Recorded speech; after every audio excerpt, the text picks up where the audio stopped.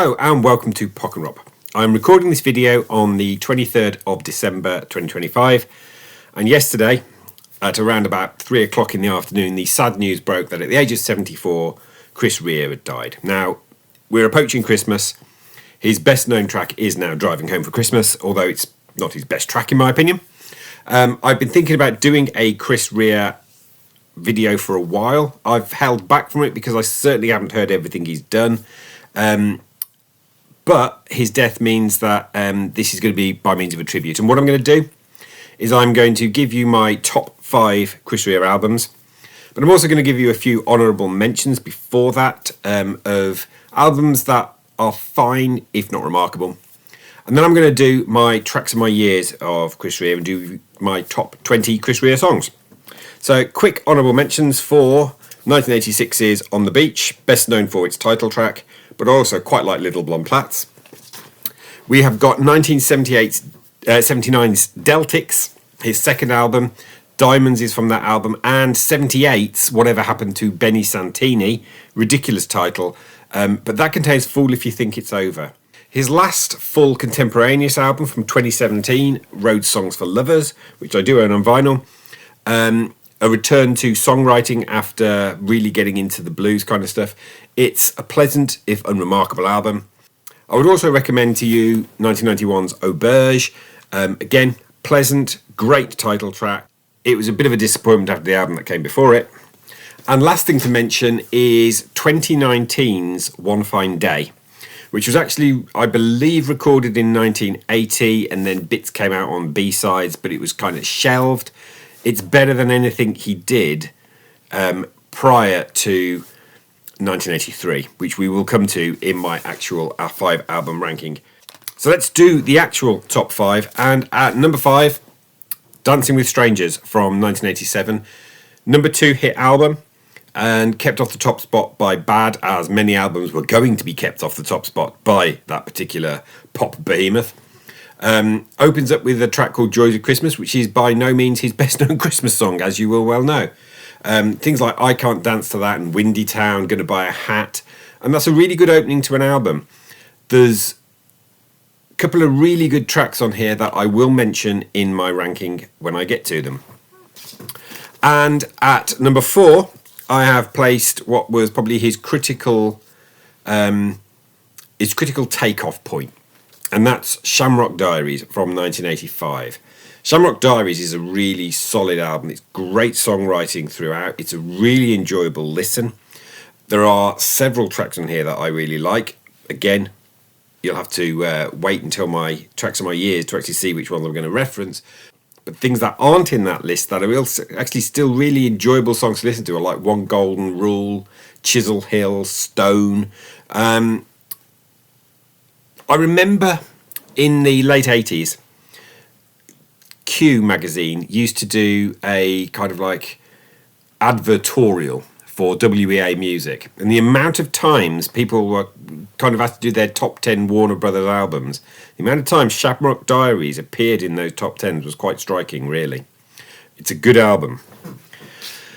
At number 3, I have placed Water Sign, the album that rescued his career. Now this is all demos, and his career had stalled after the hit that was Fool If You Think It's Over. Then we had Deltics, which failed to sell, and then Tennis, which really failed to sell from 1980, and Chris Rea, the self-titled album from 82, which again declined sales, and so he was on his last legs with the record company. Turned in a bunch of demos, and they couldn't give a monkey, so they just put the demos out as the record. And it was a hit. And it sold. And it's because the songs on here are really good. And this album, this used to be my favourite Chris Rea album. But there's just 2 that have become, the more I've gone back to them, they've become better. And the first of those at number 2 is his commercial peak, The Road to Hell. A number 1 album. It contains a top 10 hit in The Road to Hell Part 2, which is a terrific song. But there's drive, attitude, and a rock sensibility in this album that means that Auberge was a disappointment, because although there is genuinely an album called The Road to Hell Part 2, and it's all about the internet age, and actually maybe that was slightly prophetic with what's happening in false information and stuff, the original Road to Hell is a great album from 1989. The sequel is, quite frankly, dire.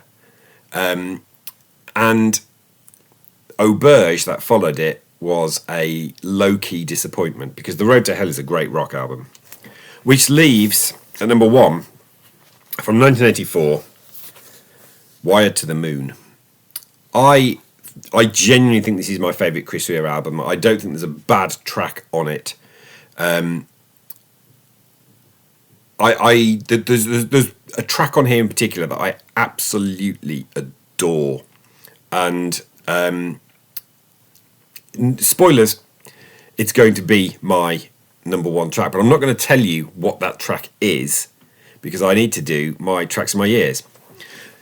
Before I do that, I'm going to remind you to subscribe if you haven't already done so, to click the thumbs up to like the video, the bell for notifications of future content, the share button to share it with someone else, and if it's available, use the hype button.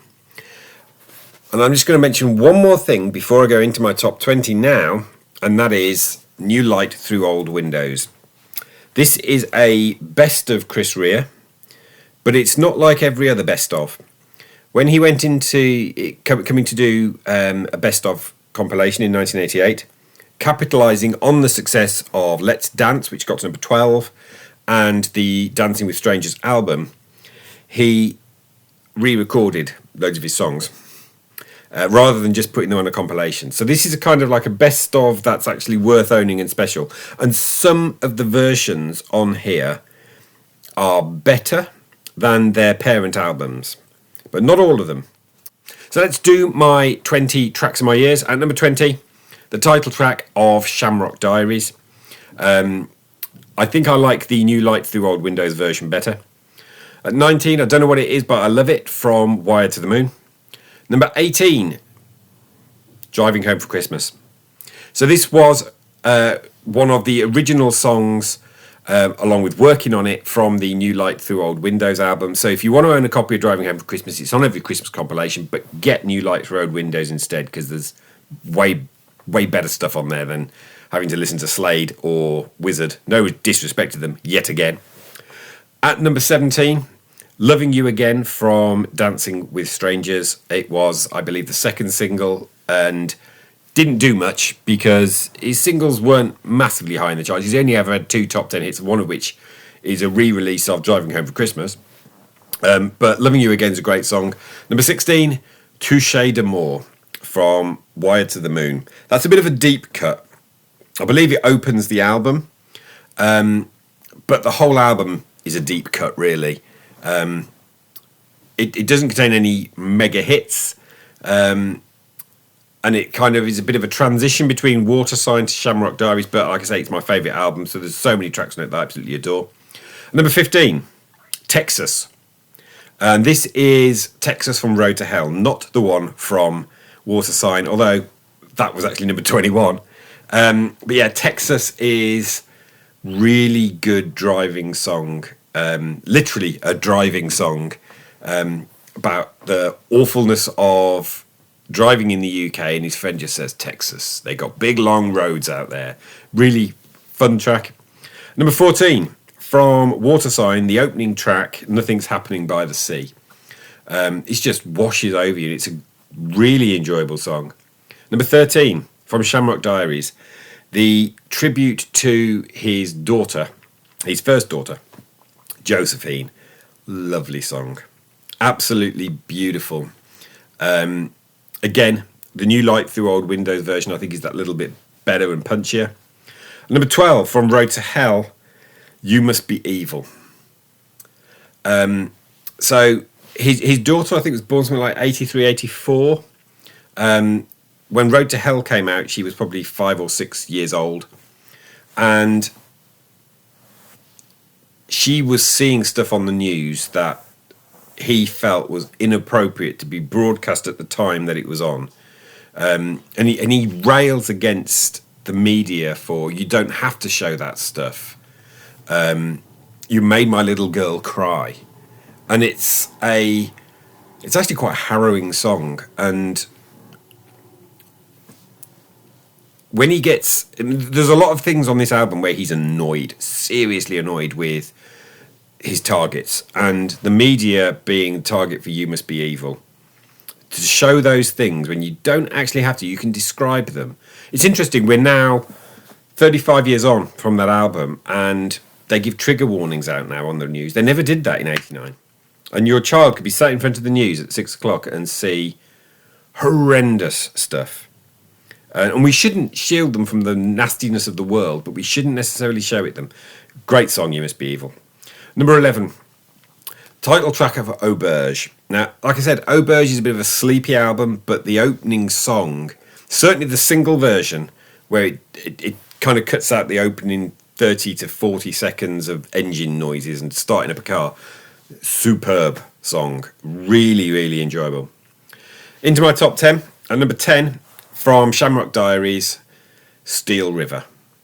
And again, give me the New Light Through Old Windows version, because the attack on it is, certainly towards the end, the guitar work on it is even better on New Light than it is on Shamrock. But yeah, originally from Shamrock Diaries, all about the Tees that flows through Middlesbrough and how it became so polluted. But then, in terms of cleaning it up, it also led to industrial decline of the city. And they say that salmon now swim in Steel River, but on the other hand, no one's got a job. And it's a good song. And number 9, hit single from Dancing with Strangers, and it's "Let's Dance." He re-recorded this less than 9 months later for New Light Through Old Windows. They're imperceptible differences. For that one, it's worth going to the parent album, Dancing with Strangers. Number 8, the beautiful "Love Strange Ways" from Water Sign. He goes into a really low register when he sings the line in the chorus. It all comes down, and his voice goes down to "Love Strange Ways," and he sings that right low down, and it's really, it's great, really, really fine. And number 7, the title track of "Wired to the Moon." I really enjoy the whole album. I think the title track is beautifully representative of a great record. And number 6, and the most recent track by Chris Rea on here, it's "Julia." The song he wrote, the title of which comes from his second daughter. And that's from Espresso Logic, which, it's all right, but Julia, the rhythms that open the track, it's great song, Julia. Really, really good. Much, much better than pretty much anything on God's Great Banana Skin or Espresso Logic. And number 5. Now we come into the 5 songs that I think are brilliant songwriting in Chris Rea's career. Number 5, "Tell Me There's a Heaven" from Road to Hell. This is the last track on the album. The amount of times in my life that this song has brought me close to tears, or even caused one to eke out of the corner of my eye. It's again inspired by his little girl, Josephine, and who kind of has seen that horrible stuff that's referred to in "You Must Be Evil," and needs to know that the people that have suffered in these situations are in heaven. Now, my understanding is that Chris Rea was an atheist. He couldn't bring himself to do things like say that there is a heaven, and as he felt it, lie to his children about it.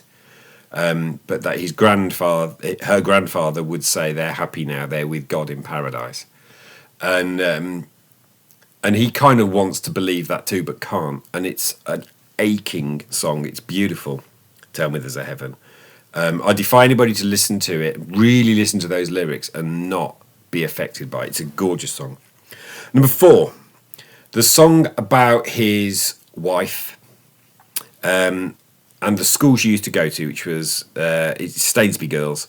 Stainsby Girls is absolutely cracking song. I love it's so well written. It's a beautiful tribute about his wife. Some girls break your hearts, or hurt your hearts like most girls do, but a Stainsby Girl could break it in two. And I fell in love with a Stainsby Girl. Absolutely. I like songs that celebrate relationship and marriage. And Chris Rea and his wife Joan were married right up until his death for, I think it must be getting on for 50 years. And I love that lasts. There are too few songs about that. Stainsby Girls at number 4. At number 3, from Watersign, Candles. This is also on New Light Through Old Windows.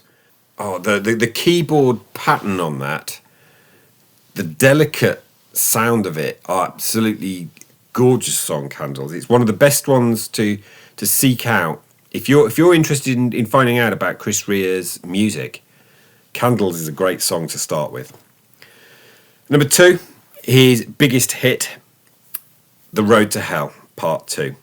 Although I will actually say I could include Part 1 as well. So Part 1 is a dark blues sounding track, but then you've got this growling,